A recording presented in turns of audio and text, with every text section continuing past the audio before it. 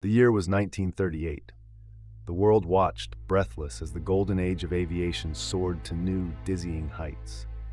At its forefront stood Eleanor Vance, a name whispered with reverence and awe across continents. She was more than just a pilot. She was an icon, a daring symbol of female empowerment, her spirit as boundless as the skies she conquered.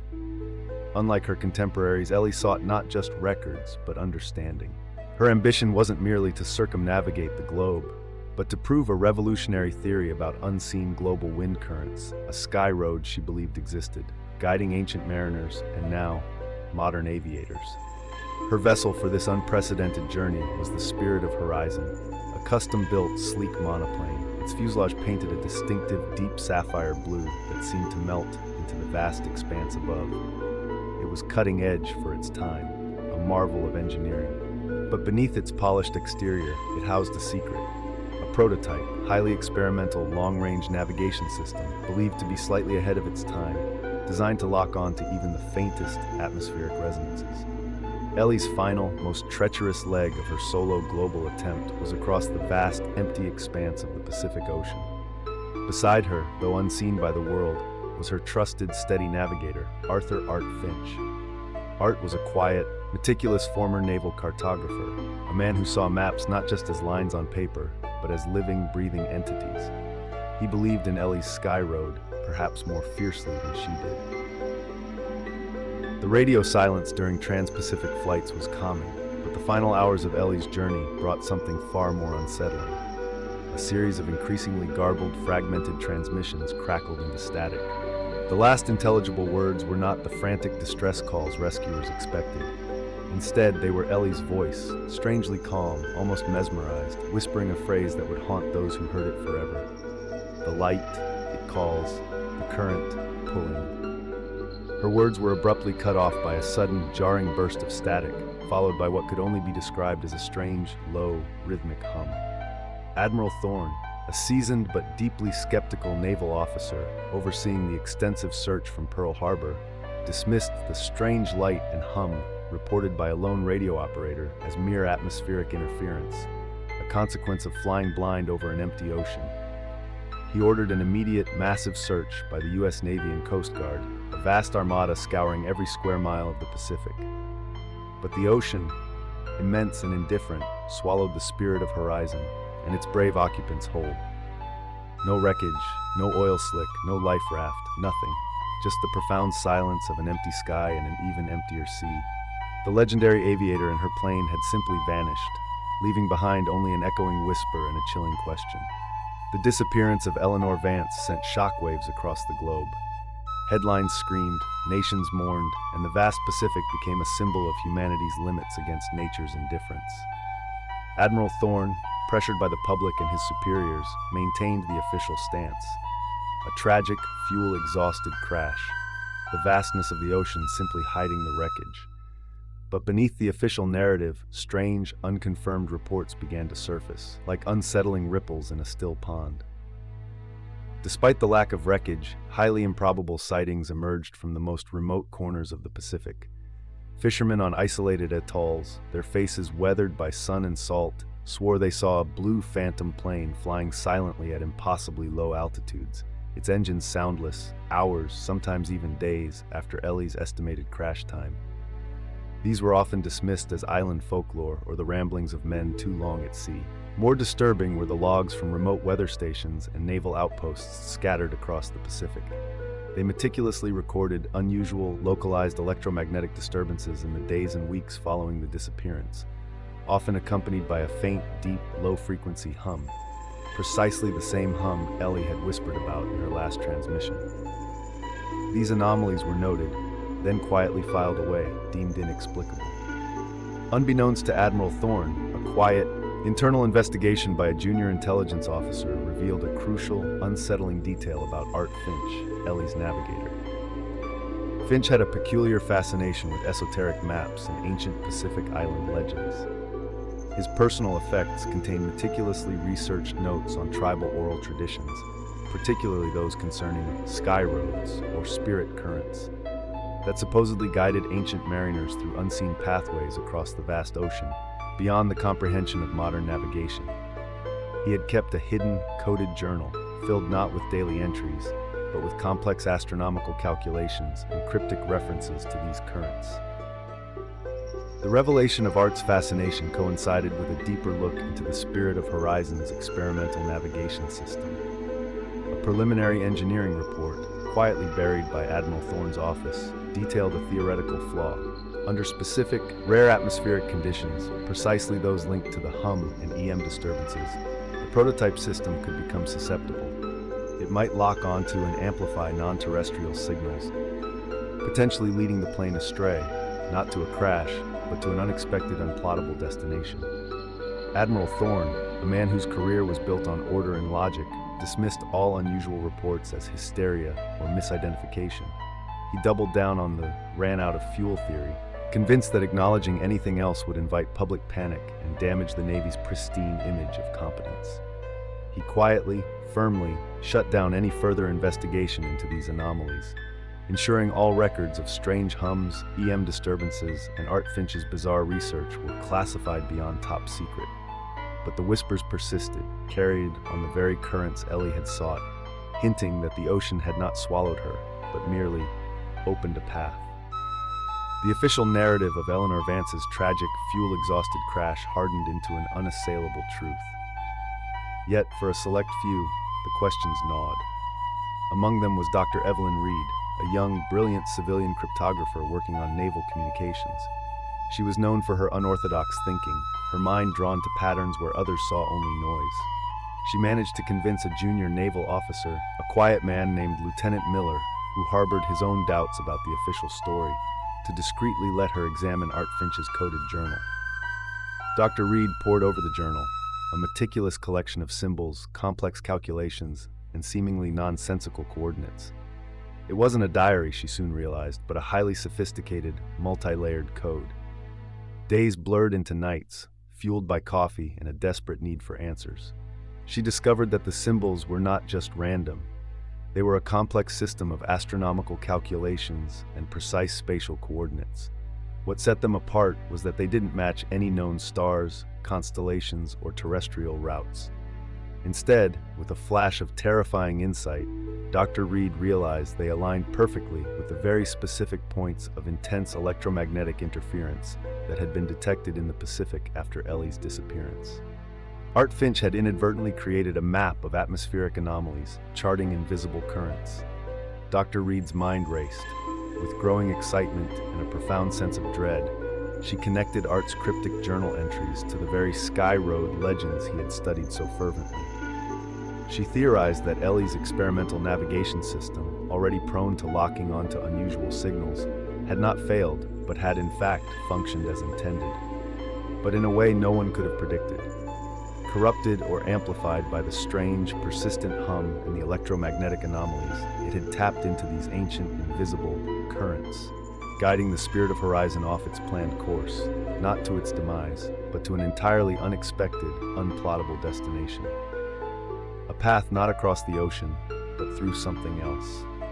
The sheer scale of the anomaly compelled Admiral Thorne, despite his steadfast dismissal of the supernatural, to authorize a limited, discreet, deep-sea sonar search. This was not about finding wreckage, but about disproving the lingering blue phantom plane rumors. The sonar sweep was conducted near the suspected crash zone, a vast, desolate stretch of the Pacific seabed. What the sonar picked up was not debris. Instead, it was an impossibly massive, impossibly smooth, and utterly alien object resting on the seabed, emitting the very same low-frequency hum that had plagued Ellie's last transmission and the subsequent atmospheric anomalies. It was miles away from the predicted crash site, deep in an uncharted trench. The Navy quickly classified this discovery as top secret, burying it deeper than any ocean floor. The final piece of the puzzle came from a hidden letter Dr. Reed discovered tucked inside the back cover of Art's journal. It was from Ellie to Art, penned just before their final flight. In it, Ellie discussed her recent vivid, lucid dreams, where she felt a strong pull or calling from the sky, accompanied by a melodic, deep hum. She described an undeniable, almost hypnotic urge to fly beyond the visible horizon, to follow a path that felt ancient and destined. It was not fear that had guided Ellie Vance's final flight, but an irresistible, unseen hand. The chilling revelations shattered Detective Thorne's rigid world of logic and order.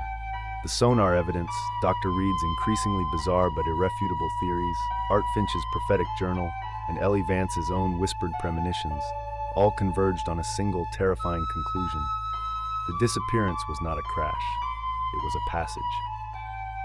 Dr. Reed, with a quiet intensity, presented her hypothesis about the impossibly smooth, alien object on the seabed. It was not wreckage, but an ancient, possibly extraterrestrial device or a unique natural formation, acting as a beacon or generator of the persistent hum and the localized electromagnetic interference. This profound object, she theorized, was a dimensional anchor or a threshold point, creating the precise conditions for the sky roads, the unseen pathways Art Finch had studied, to become navigable. It was a bridge between realities, now activated. The combined evidence painted a chilling picture of Ellie's final moments. It suggested that Eleanor Vance, influenced by her vivid dreams, the pervasive hum, and the now amplified experimental navigation system, was not fighting the course deviation, but unknowingly, almost hypnotically, following it. She was drawn by an irresistible, almost magnetic pull, a siren song emanating from the threshold itself. The Sky Road had led them not to another part of Earth, but potentially off it entirely, into an unseen dimension, a place beyond human ken. The hum, Dr. Reed explained, was not just a sound. It was a form of communication, or a specific resonance frequency, influencing susceptible minds and interacting with technology, creating the very pull Ellie had felt. It was a key to unlocking the passage. Admiral Thorne, a man who had prided himself on pragmatism and verifiable facts, was now faced with undeniable evidence of the impossible. The sheer implications of such a truth, that a legendary aviator might have flown into another dimension, guided by an ancient alien beacon, were too vast, too terrifying to reveal to the public. He understood the potential for global panic, for mass hysteria, for the utter dismantling of logical thought. His response was swift and absolute, a complete and utter blackout. The sonar readings, Dr. Reed's meticulous theories, Art Finch's coded journal, all witness testimonies of unexplained hums and phantom planes. Everything was classified beyond top secret.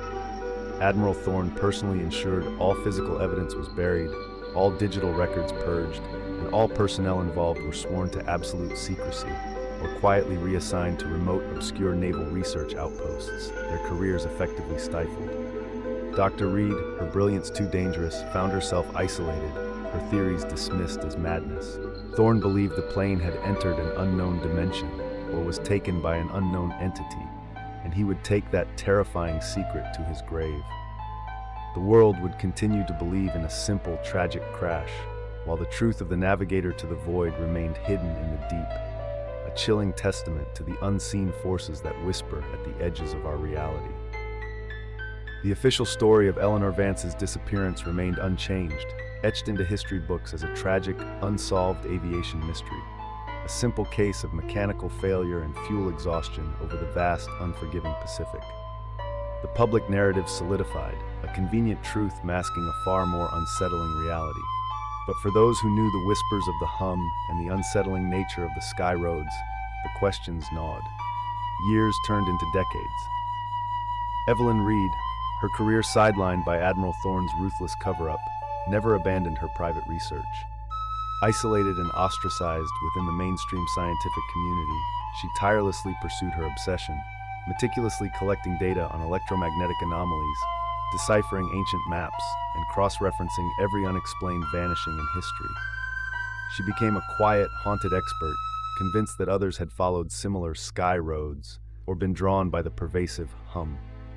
She delved into historical maritime disappearances, strange aerial phenomena, and peculiar instances of mass psychosis, finding chilling patterns that reinforced her theory of unseen passages and conscious dimensional bleed-throughs. The world had simply forgotten how to listen. As technology advanced, enabling deeper ocean exploration and more sensitive atmospheric monitoring, sporadic, localized reports of the deep, low-frequency hum began to reappear.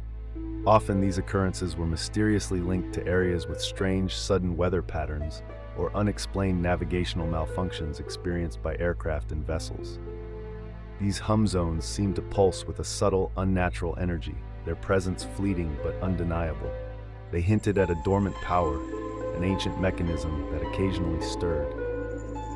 In the present day, a young, brilliant private pilot named Alex Chen, captivated by historical aviation mysteries, stumbled upon the declassified but heavily redacted files surrounding Eleanor Vance's disappearance.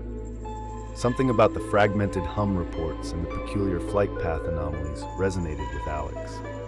Using new advanced hydroacoustic equipment, they detected an unusual, persistent low-frequency hum emanating from a specific, previously overlooked oceanic deep-sea trench in the Pacific, a trench directly beneath the coordinates Art Finch's decoded journal had pointed to. It was the original source, the ancient dimensional anchor. As Alex's small, highly customized research plane approached the anomaly, their own experimental long-range navigation system, ironically designed to mimic Ellie's prototype, began to flicker erratically. It wasn't failing, it was locking on, calibrating itself to an impossibly straight, non-terrestrial course, a path that led directly into the heart of the hum zone. Through their headset, amidst the growing static, Alex heard it, a faint, almost melodic hum, pulsating with an irresistible rhythm. Then, a whisper, eerily familiar to those decades-old recordings of Ellie Vance. The light, it calls, the current, pulling. Alex's final garbled transmission cut out abruptly. The navigator to the void had claimed another traveler. The disappearance of Eleanor Vance was no longer just an enigma from the past. The true nature of the Horizon's siren call remained a terrifying open question, a chilling testament to the unseen forces that patiently wait beyond the veil, ready to guide the next susceptible soul into the infinite, uncharted abyss.